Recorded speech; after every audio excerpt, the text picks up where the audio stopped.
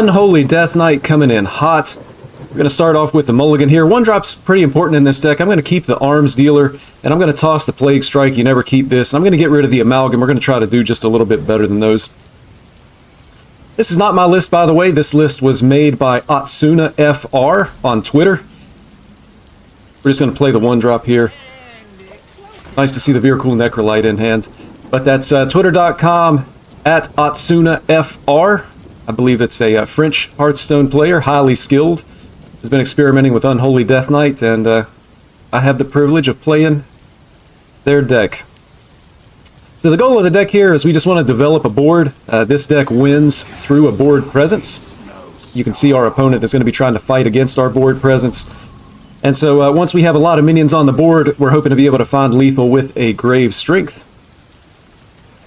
Looks like two options here. I mean, we could just drop the Necrolite on this guy, but it's just much more clean to Plague Strike this and get the 2/2 Rusher into play here. So we're going to do exactly that. Next turn, most likely, we'll be dropping the Necrolite on, hopefully we have minions remaining. Unlikely that our opponent can clear both. And that is correct. And unfortunately, we're not going to be able to spend our mana this turn, so we've drawn the heavier cards in our hand, or in our deck, rather, which is not good. And I'm actually going to have to take this trade here. I don't like it, but if I don't take that trade, then our opponent is going to have a nice little trade of their own into our 2/2, and it's going to leave them a 2/1 on the board. So we're going to make this trade. Ideally, I'd like to be going face here.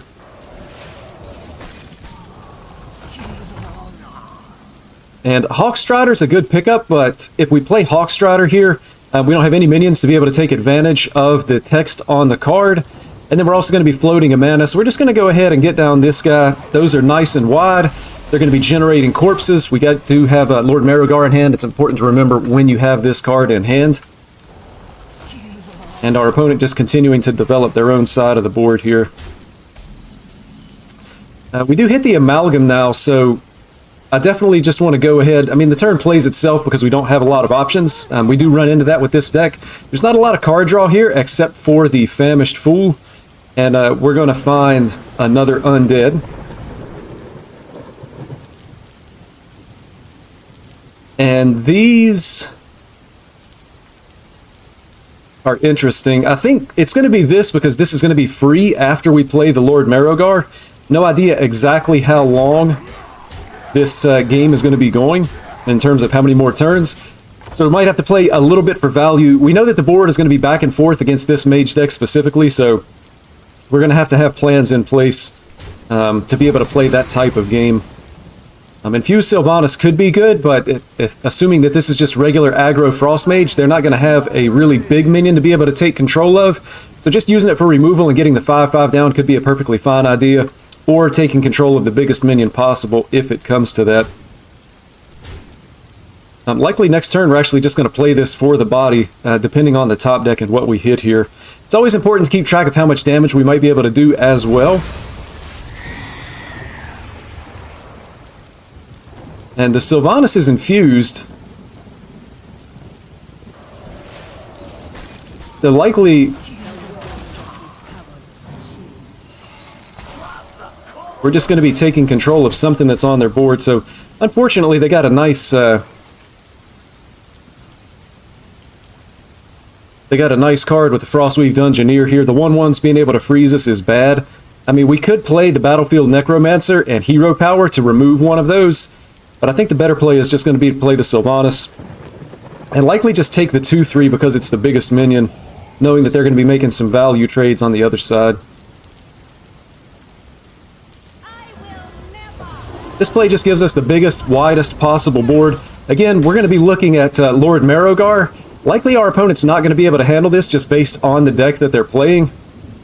So we just want to make sure that our opponent doesn't put us in a situation where they're going to be able to kill us. And some interesting things about Lord Marogar here. Sometimes you want to play this card on a deck that actually has minions. You don't necessarily want to play Marogar on an empty deck and summon 6 minions. Sometimes it's better to have other stuff on your board and then to just be able to summon you know, maybe 3 and get them significantly bigger than if you had summoned a wide board and end up with a bunch of 3/3s or something along those lines. Vizier's a nice little top deck here, so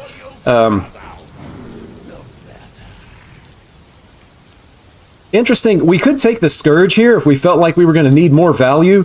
It's really hard to imagine, based on what we know our opponent is playing, that they're going to be able to handle the Lord Marrowgar. We could simply just take a Plague Strike, which is going to allow us to be able to clear this board, and it's maybe going to help us set up for Marrowgar to be really strong. Plus, we have the 8/8 coming down after that. I don't think we need to go the value route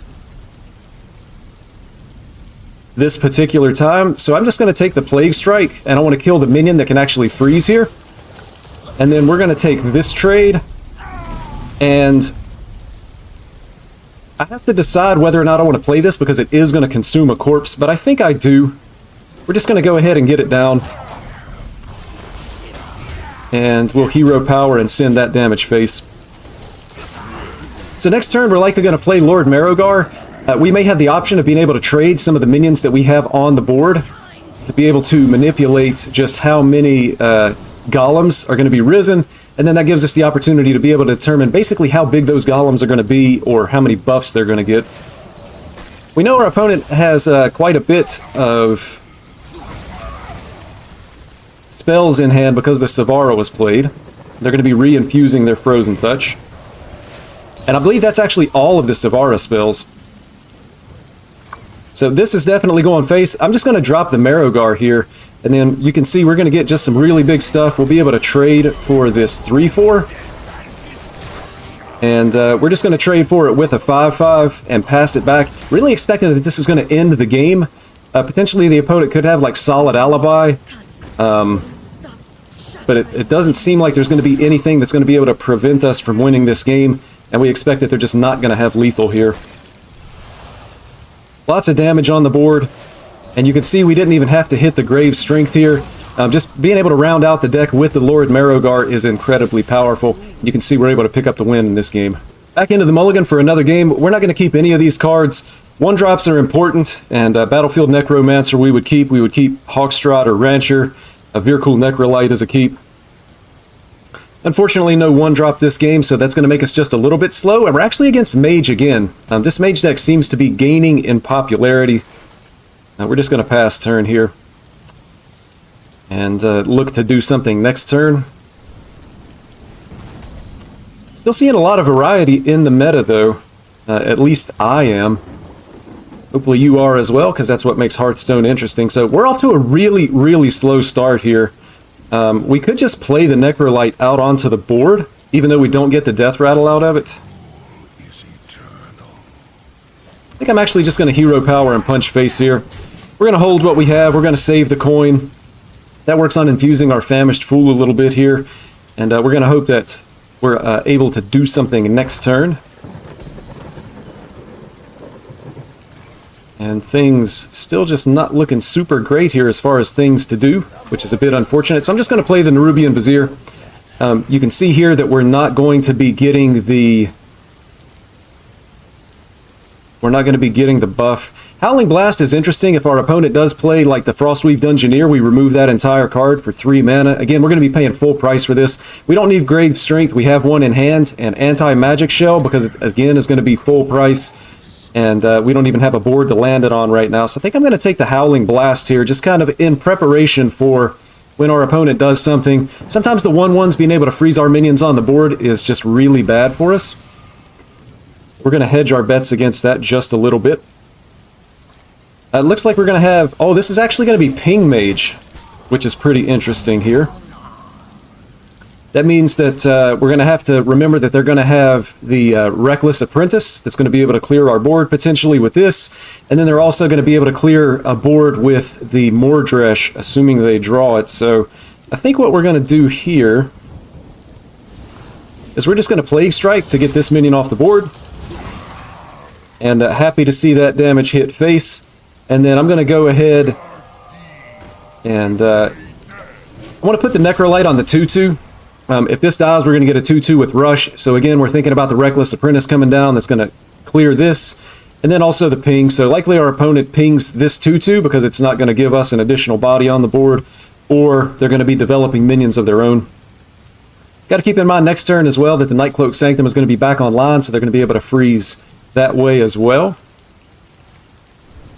And interestingly enough, they proc the Death Rattle. And already we can see the freezes starting to come out. So again, we can just clear with Plague Strike, and that's also going to put an additional 2/2 on the board. And then I think we want to Virkul Necrolite, and maybe even just play the Amalgam of the Deep, just because it's going to give us bodies on the board that are going to survive in the case of a Reckless Apprentice coming down. We'll see what we get off of this first. And I believe we're going to take the Nerubian Vizier here. That'll be active by the time we play that. And I'm going to go ahead and coin out this Necrolite.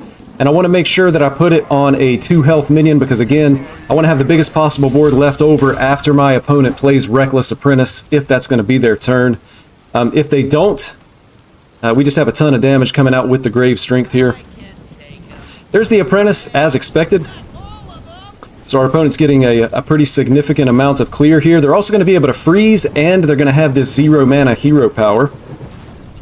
So we're actually losing basically our entire board here. Famished Fool is infused now.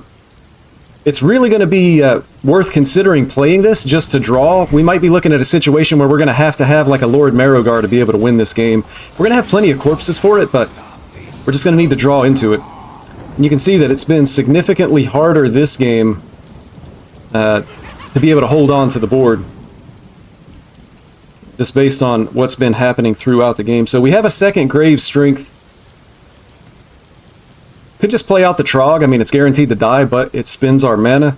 We just kind of need to get some things on the board, I think. Plus, it generates an additional corpse. And I'm just going to swing face here. Hopefully we can catch our opponent where we have minions on the board, and we can land double Grave Strength at some point. We should be getting to those that corpse number soon. 10 corpses to be able to get +3 on both of those is going to be nice. We just have to figure out how we're going to develop a board. And we actually see our opponent has second Reckless Apprentice, so really not looking good this game, just because the draw that our opponent has had is really countering what we're trying to do. So we're going to basically have to have Lord Marrowgar, or potentially like a Discovered Scourge, to have a chance to be able to win this. And we're also, unfortunately, going pretty low on health here. I feel like Nerubian Vizier is probably our best bet to be able to find something, more so than trying to find something off of School Teacher, because there's nothing that really deals with this. Dealing 1 to all enemies isn't that good, actually, in the situation that we find ourselves in right now. So let's see what we hit. We do get, actually, Corpse Explosion. We can't use it this turn. Unholy Frenzy. It's a little bit too late for that. We might actually have to take the Corpse Explosion, which unfortunately clears our board as well next turn, and spends a lot of corpses.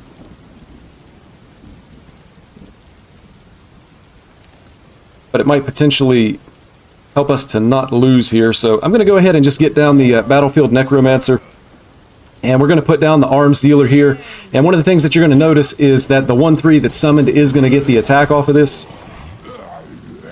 So that's going to stop us. We're actually dead to the Mordresh here. And you can see that our opponent has it. So just a really good draw from our opponent.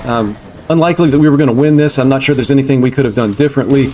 Unfortunately, our opponent just absolutely countered everything we were trying to do.